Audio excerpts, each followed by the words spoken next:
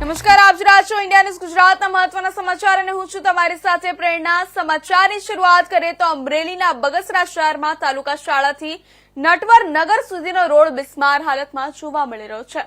બગસરા નગરપાલિકાના વિપક્ષ નેતા જમાલભાઈ સરવૈયાએ રોડ તાત્કાલિક બનાવવાની માંગ કરી છે। રોડ બનાવવામાં નહીં આવે તો નગરપાલિકા સામે આંદોલન કરવાની ચીમકી ઉચ્ચારી છે। નગરપાલિકાના વિપક્ષ નેતા જમાલભાઈ સરવૈયા દ્વારા ચીફ ઓફિસરને રજૂઆત કરવામાં આવી છે। નગરપાલિકા જો રોડ નહીં બનાવે તો નગરપાલિકા સામે આંદોલન પર બેસશે। બગસરામાં છેલ્લા 2 વર્ષ થયા તાલુકા શાળાથી માંડી અને ઠેક લાલપુર લગીનો રોડ, જે રોડ ત્યારે હાવ બિસ્માર હાલતમાં હોય।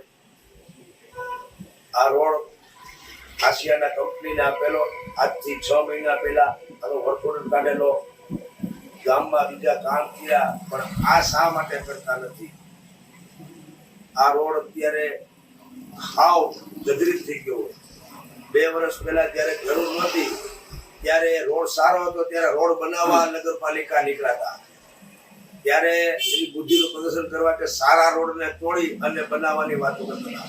ત્યારે અત્યારે આ રોડ સાવ જર્જરિત થઈ ગયો હોય તો બગસરા નગરપાલિકાને શું પેટમાં દુખે છે, શું નડે છે કે 6 મહિના પહેલા આનો વર્ક ઓર્ડર અપાઈ ગયો હોય, કંપની દેવાઈ ગયું હોય, તો આ કંપની, આ એજન્સી આ રોડ કરતી કેમ નથી? બીજું કે અત્યારે આ રોડ પણ અત્યારે એક આહ નાખીને પુકાર કરી રહ્યા છે। નગરપાલિકાને કહી છે કે અમે જે તે વખતમાં આ ધૂળિયા રોડ હતા ત્યારે આ નગરપાલિકાએ અમને નવું નામ આપ્યું, સારા એવા રોડ બનાવ્યા અને અમને રોડ ભાઈ બનાવ્યા।